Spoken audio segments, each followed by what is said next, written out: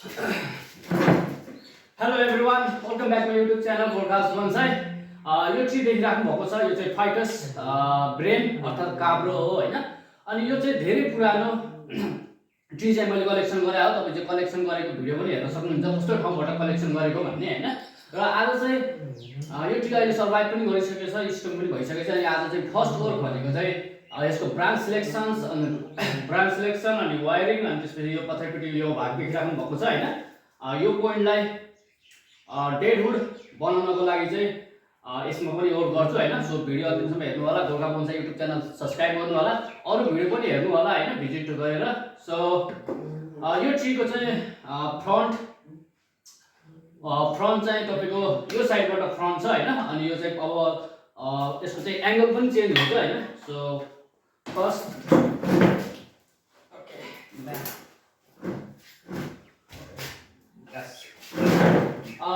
यो तरिकाले फ्युचरमा अझै स्ट्रङ अझ खतरा भइसकेपछि मात्रै बोन्साई पटमा फिक्स हुन्छ। अब आज चाहिँ देख्न सक्नुहुन्छ दुईटा राखेर यसको एंगल पनि पोजिसन तपाईहरुलाई देखाउँदै छु हैन। सो यसको चाहिँ म यो भागहरु पोइन्ट यो जुन जति पनि ब्रान्चहरु देखिराख्नु भएको छ हैन, यो अननेसेसरी ब्रान्च यो चाहिँ ठीक ठाउँमा छैन हैन। यो ब्रान्चहरु चाहिँ म रिमुभ गर्छु। त्यसपछि वायरिङ गरेर first styling, just only first styling मात्रै गर्छु हैन। फर्स्ट स्टाइलिङ भनेको जस्ट ब्रान्चलाई एउटा पोजिसनमा मिलाउने हैन, अनि थोरै ट्विस्टेड हल्का ट्विस्टेड दिने, फ्युचरमा ग्रेट ट्री बन्छ। Okay let's start.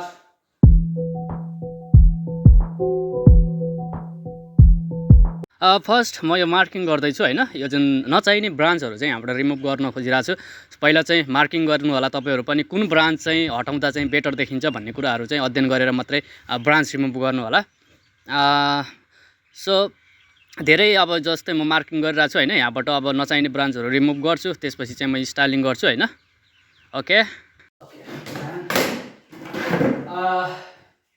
यो ट्री चाहिँ तपाईको फ्युचरमा यो तरिकाले ट्री कम्प्लिट हुन्छ हैन। यो चाहिँ एकदम नचाहिने ठाउँमा आइरहेको छ हैन। सो यो म कट गरे, then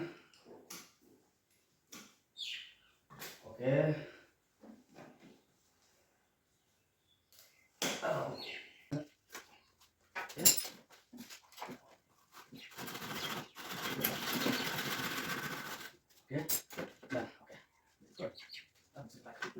so I remove this one. Okay, this branch and the sections.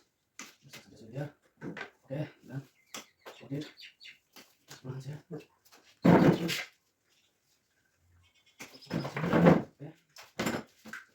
Then okay, this.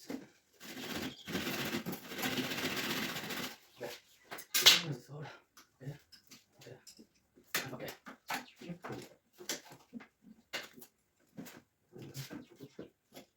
Yo section चाहिँ यसको बाटो निकाल्छु हैन। सो this was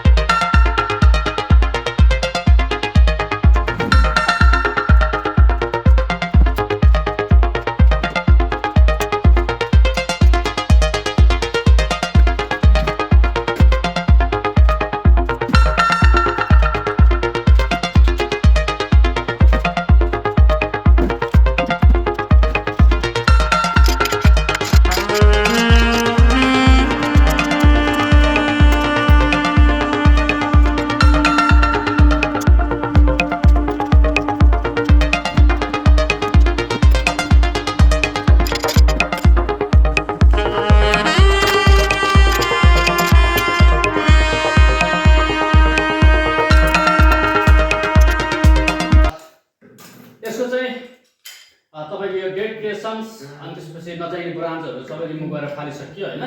अब यसमा चाहिँ फर्स्ट स्टाइलिङ, अब यो जुन ब्रान्च देखिराख्नु भएको छ त्यसलाई चाहिँ एउटा पोजिसनमा राख्छु हैन, फ्युचरमा बेटर डिजाइनको लागि।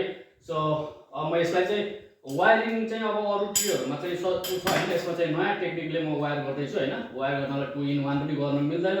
सो म के गर्छु भने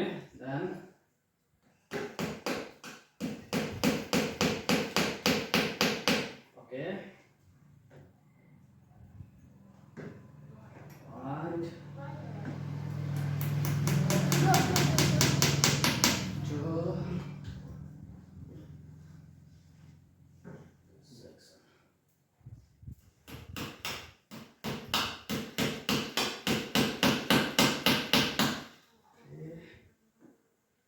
कुनै ठाउँमा चाहिँ अब वायर गर्न एकदम कन्डिसन एकदम गाह्रो भएको टाइममा चाहिँ नमिल्ने कन्डिसनमा चाहिँ हामी यो तरिकाले पनि वायरिङ गर्न सक्छौँ होइन।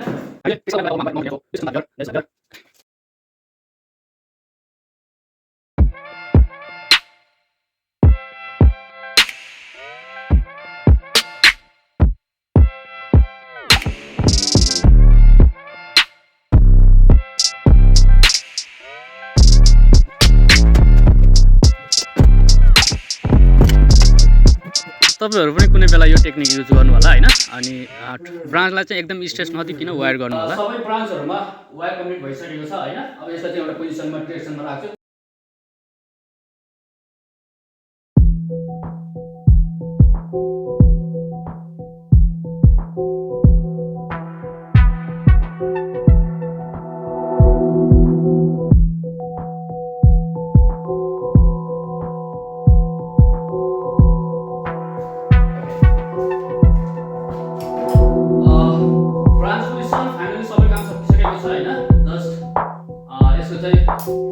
टप पार्ट चाहिँ रिमुभ गर्छु हैन।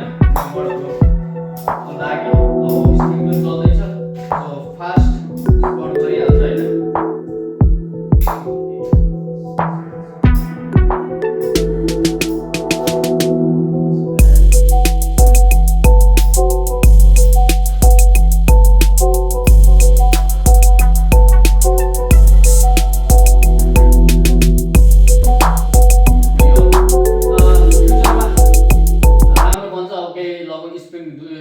स्प्रिङमा चाहिँ न्यू बडी स्टार्ट भइसकेपछि चाहिँ अझै डेभलपमेन्ट हुन्छ।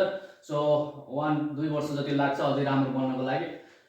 सो भिडियो अन्तिमसम्म हेर्नु भएकोमा धेरै धेरै धन्यवाद। च्यानल सब्स्क्राइब गर्नु होला। सपोर्ट गुर्खा बन्साई तपाईहरु पनि फाइकसको बन्साई बनाउनु होला। तर सानोबाट भन्दा पनि यामादोरी कलेक्सन गर्नुभयो भने चाहिँ चाँडो बन्साई बनाउन सक्नुहुन्छ। This tree is very old trees अनि इन्ट्रेस्टिङ पनि हुन्छ हैन। अहिले त अब जस्ट ग्रोइङमै छ यो चाहिँ। पछि फ्युचरमा पटमा हालिसकेपछि चाहिँ बेटर ट्री बन्छ। धेरै ब्रान्चहरु डेभलपमेन्ट गर्नुपर्ने छ। Okay take care bye bye. Have a good day.